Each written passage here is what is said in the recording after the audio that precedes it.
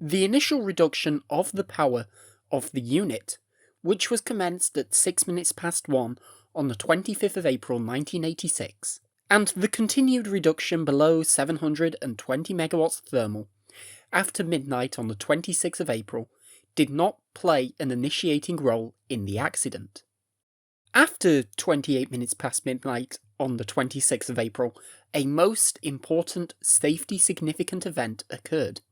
In transferring from the local automatic control system for the core distribution of the power density to the global automatic power regulator, the senior reactor control engineer failed to eliminate fast enough the imbalance that appeared in the measuring part of the global automatic power regulator and allowed the thermal power of the reactor to fall from 500 megawatts to 0 to 30 megawatts approximately. INSAG 7 describes the power drop at 28 minutes past midnight as a most important safety significant event. What caused the power drop is varyingly attributed to operator error or a malfunction. Perhaps both. You can read the description found in INSAG 7 for yourselves. We're not certain what to make of the power drop in general, and that uncertainty is reflected in the beginning of this attempted description. Despite how important this power drop was in hindsight, in the real-time course of events, it turns out we are once again missing context. Yuri Tregub, the supervisor of the preceding shift who stayed behind to observe the performance of the test, describes his reaction to the power drop as follows. Actually, it was an unprogrammed thing, but it didn't excite me at all. Of course it's not good that the SIUR missed it, turned it on at the wrong time. So what? This is all fixable. Anatoly Dyatlov, the deputy chief engineer, most blamed for the Chernobyl disaster, characterizes the situation as follows. In and of itself, a reduction in reactor power for one reason or another is not an infrequent occurrence, though perhaps not so much for the reactor operators it happens to. What guidance should the operators rely on to determine whether or not they could raise the power after this? Instrument indications and regulations. The crux of what the operators should have done in response to the power drop ultimately lay in instrument indications and regulations. Episode 5 of the HBO miniseries, as usual, provides a delightfully false interpretation of the situation. Akimov. What? But we're in a xenon pit. We have to shut down. Wait 24 hours. Dyatlov. No. We're doing the test tonight. Raise the power to 700. Akimov. We can't increase the power from here. The rules. Dyatlov. Don't talk to me about rules. Akimov. If we fell from 80% of power, we can't increase. Dyatlov. No, we fell from 50% of power. Akimov. From 50% is worse. Dyatlov. The rules don't say 50, there is no rule. Akimov. Comrade Dyatlov, I apologize, but what you're saying makes no sense. Dyatlov. Raise the power. Akimov looks down, nerves rising. Dyatlov has gone too far. Akimov. No. First, the xenon pit. This is rather banal, but let's educate ourselves a little bit on what a xenon pit is. Going back to the xenon transient source we used at the beginning of the previous part, we read the following. Iodine pit. Response to reactor shutdown. The most spectacular and well-known phenomenon associated with Xenon 135 is the behaviour of a reactor after a reactor shutdown. Recall the proportion of iodine 135, 6.6 hours, and Xenon 135, 9.2 hours. Half-lives is very important, and determines these transients, especially those with power reduction, where the xenon build-up rate is higher than xenon decay. An important consequence of this xenon peak after a reactor shutdown is that, unless sufficient additional reactivity is present, it cannot be possible to restart the reactor again before many hours have passed. This phenomenon is known as the iodine pit or xenon pit. So the xenon pit is something that occurs subsequent to a reactor shutdown, and that you may not be able to escape. The reactor shutdown part is the detail we're about to find out everything hinged on. and episode 5 of the miniseries ironically chose the wrong power value to display for the argument it was trying to make. In the made-up dialogue between Akimov and Dyatlov, we see a bewildering exchange between these two power reactor operation professionals.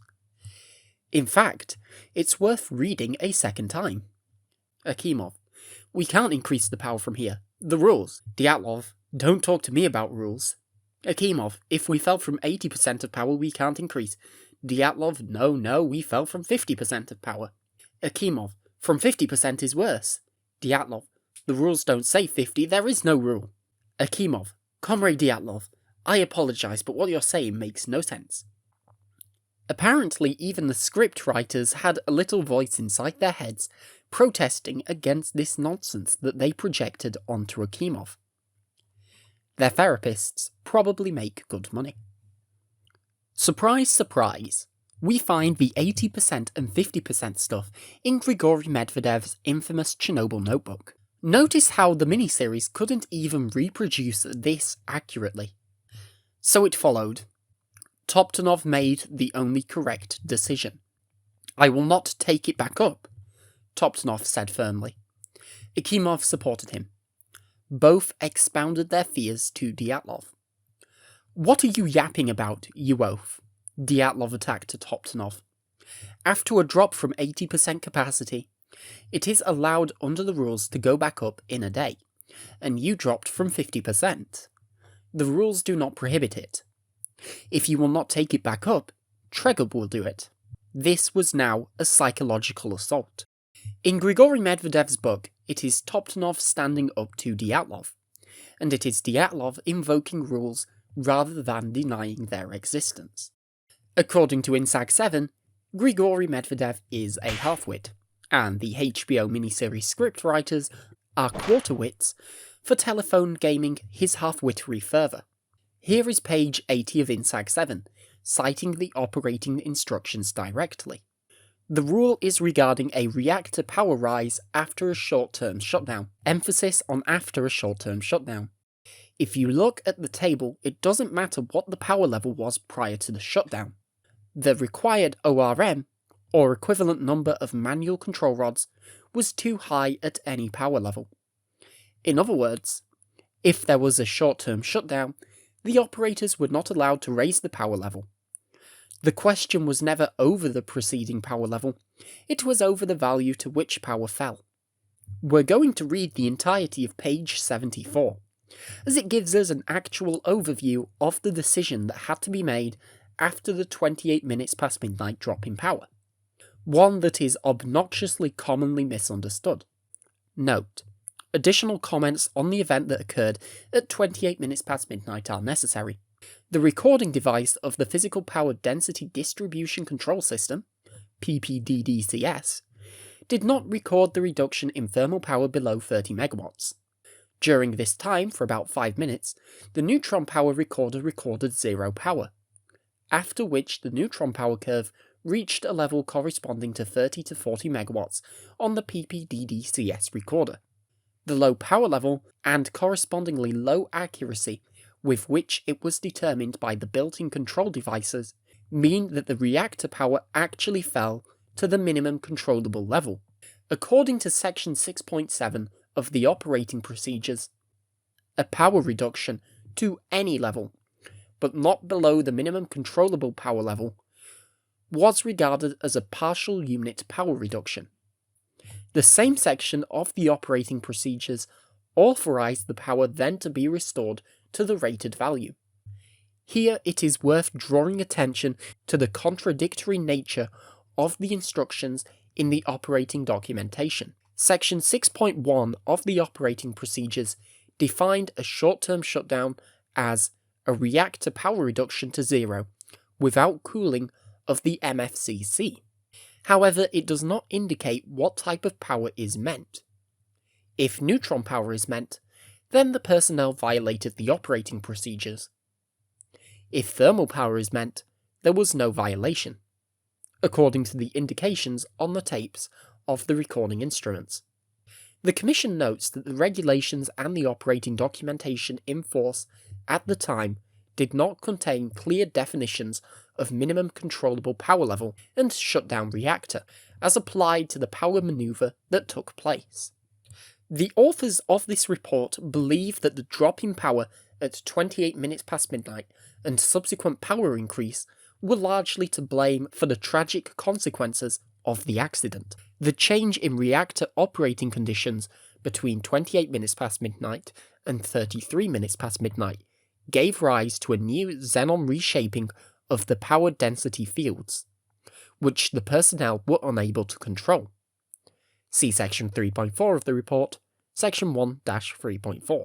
No calculational studies have been made of the power density field dynamics from this time until the time of the accident. It is impossible to draw a final conclusion on whether or not the personnel actions were correct under these specific circumstances, because of the aforementioned contradictory nature of the requirements in the operating procedures, and the inadequacy and contradictory nature of the data recorded by the instruments.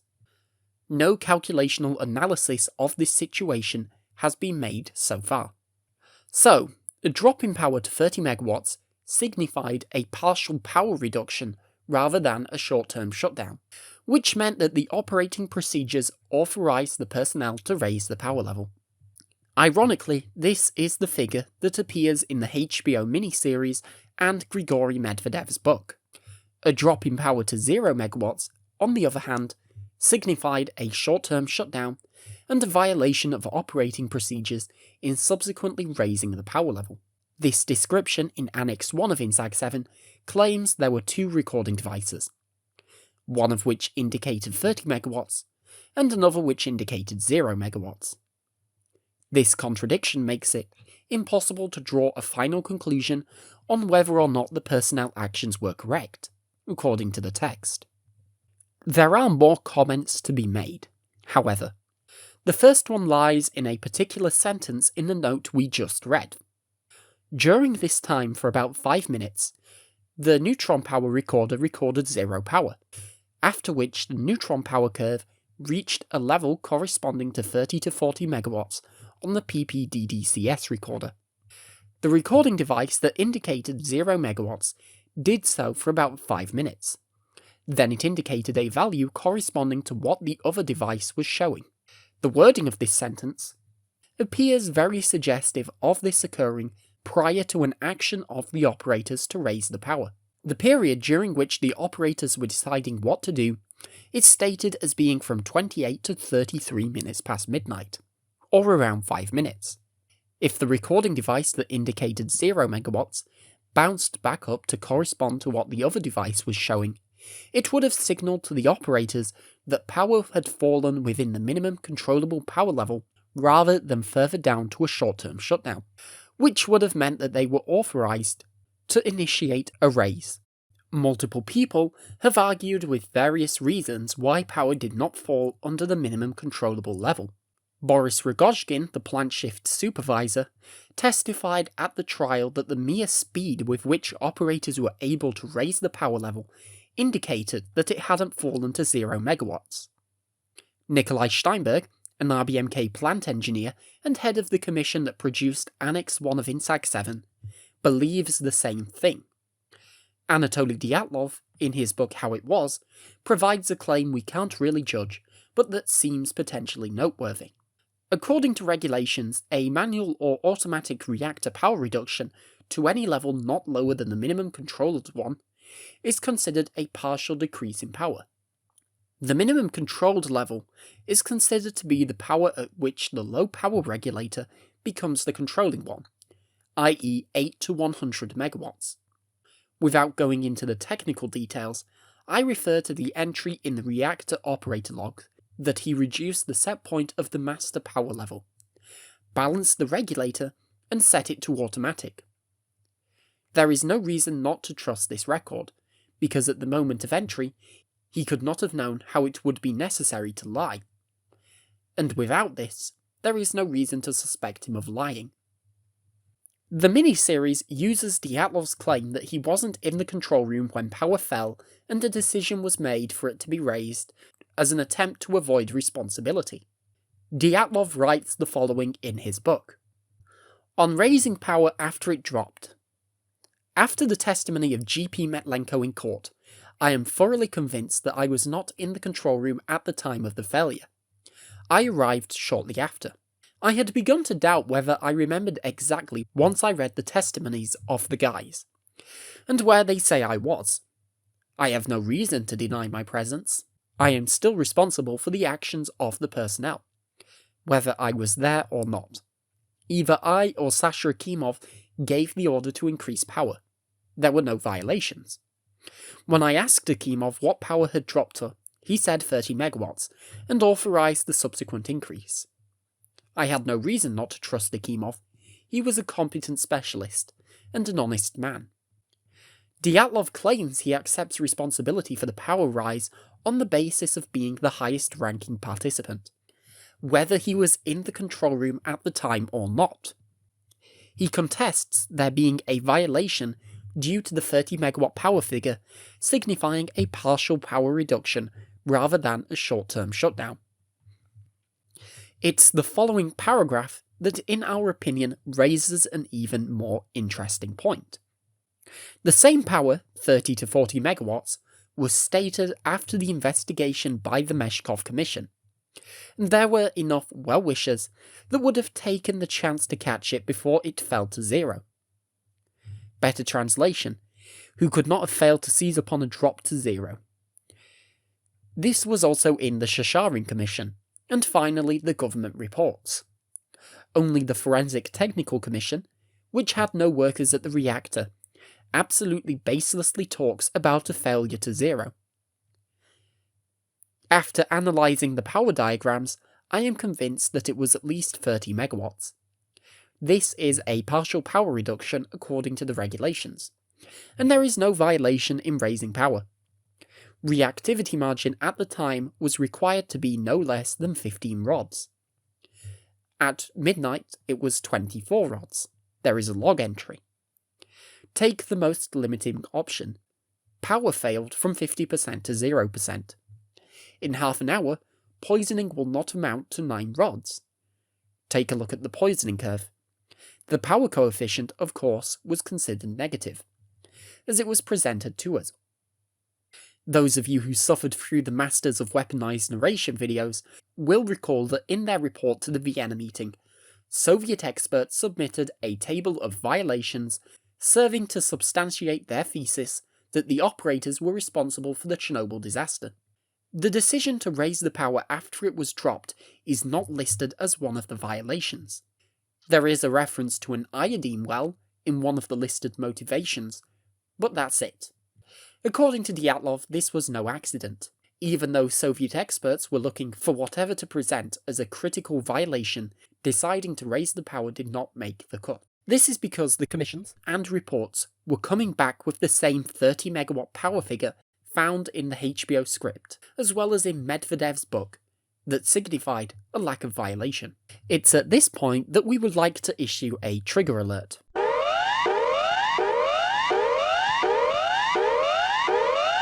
We have become aware that some of you deem the content of these videos criticising the miniseries to be comprised of minor details that don't matter. How you came to such a conclusion is difficult for us to comprehend, but you are the same people who are 100% convinced that the miniseries is obviously just entertainment fiction or dramatization, despite the creator of the miniseries stating the opposite. In the 2019 Slate interview, the interviewer poses the following question to the miniseries principal creator, Craig Mazin. Legasov says that the cost of lies isn't just that we don't know the truth, but we lose the ability to determine what truth is. And in the absence of truth, what we content ourselves with is stories. You're a screenwriter. You tell stories. And one of the reasons those simplistic explanations take hold is because they're conventionally dramatic and easy to grab onto. How do you not fall into the same trap yourself? In other words, the interviewer asked how the miniseries itself is not a simplistic dramatic story for a bunch of morons to form an irrational attachment to. Craig Mazin responds that this was on my mind from the start. He discusses the nature of some necessary changes, concluding, "But never make a change in order to make something more dramatic, more dangerous, more sensational, more shocking." Yes, we have heard the podcast episode on episode 5 of the miniseries. There's virtually nothing there. Then there's this little Ars Technica review article. After viewing the series, Ars hopped on the phone with the show's writer and creator Craig Mazin, who spent years researching the disaster. Mazin's thoughtful answers confirmed that Chernobyl was made with truth as an intention. The writer said he used every bit of information that was available to him to source his work, from books that were written by Soviet scientists who were involved, to nuclear agency reports, audio tapes, photos. Mazin also utilises the book Voices of Chernobyl, which collected first-person accounts of the disaster. In his research, Mazin found that there are some facts that aren't consistent with each other. In those cases, I defer to the less dramatic version of things, the writer said. So anyway, we're going to discuss Mickey Mouse. That's what the trigger alert was for. They say a picture says 1,000 words. Hopefully it doesn't take us 2,000 to discuss 2 pictures. This is the HBO Mickey Mouse that the script describes as an inept imitation, smiling grotesquely through peeling paint. Craig Mazin claims it's supposed to be open to interpretation.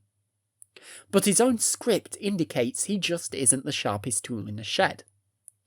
Mazin's comment comes from the comment section of this Reddit post. Mazin discloses that HBO's knockoff Soviet Mickey Mouse, or an artistic interpretation of it, is in fact not the real deal. This is the full image from that post. On the left is HBO's Soviet Mickey Mouse, and on the right is the actual Soviet Mickey Mouse from Pripyat. What are the differences? I may be no doctor, but HBO Soviet Mickey Mouse seems to have a brain tumour that makes its head look like a television from the 1980s. Its snout is large and squat. Its hands are tucked into its overalls, as if it's trying to feel its large beer belly. Its oversized shoes are probably hiding its gout feet. In other words, it's a Soviet abomination with a number of comorbidities. This is the actual Soviet Mickey Mouse. What impression do you have of it? To put it differently, which Mickey Mouse would you let babysit your kids or younger siblings? Though you may never be able to see what's behind those eyes. As I am a content creator after all, here's some bonus content. We did some Googling to compare Soviet Mickey Mouse to real American Mickey Mouse, particularly to see what may have inspired the Soviet version. If this man's name was David Sergeyevich Kavunets, and his wife was called Masha, we would call the stillborn monster in the middle an inept imitation with a grotesque smile. Except the man is Walt Disney, and the woman is his wife Lillian, who apparently named the iconic creature in between them. This Mickey seems comparable to Soviet Mickey. This thing apparently joined First Lady Betty Ford in welcoming children of the members of the diplomatic corps to the White House. This middle-aged Mickey Mouse, with his widow's peak, is enjoying the view of Jessica Simpson's backside, whereas this Mickey Harvey Weinstein mouse is posing with an actress. What Craig Mazin and his team were trying to do with their inept imitation was symbolise the comically grotesque nature of the Soviet system. Except, as with about everything else in this climactic episode, rather than separate truth from lies, the HBO miniseries shows its viewers the very false, simplistic, conventionally dramatic and easy to grab onto story that its creator claims he tried to avoid from the start. Mazin wrote that he keeps HBO Soviet Mickey Mouse in his office, presumably as a trophy. However, relative to his own words of his own intent, that imitation statue is actually an ironic symbol of his own ineptitude in determining what truth is. The man couldn't help himself but traumatize even a Mickey Mouse statue. Setting the record straight enables us to better understand the disaster and its lessons, and it should be sensitizing to how effective propaganda or false narratives can be.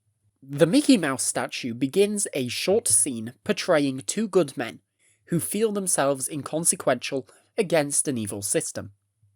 The first deputy director of the Kurchatov Institute of Atomic Energy, Valery Legasov, and deputy chairman of the USSR Council of Ministers, Boris Shabina. In reality, these men were anything but inconsequential. They were part of the system. Both Boris Shabina and Valery Legasov knew and did much more than the miniseries suspects. As we covered before, while these men were not at the trial of Chernobyl nuclear power plant figures, they were at a Politburo meeting mere months after the disaster. Episode 5 of the miniseries portrays them as trying in vain to improve the safety of RBMK reactors, whereas it is Boris Shabina who says the following at the seat of the Soviet government a year before HBO's show trial. RBMK reactors are potentially dangerous. We must take immediate measures to streamline the procedure of their operation and undertake work on improving the design.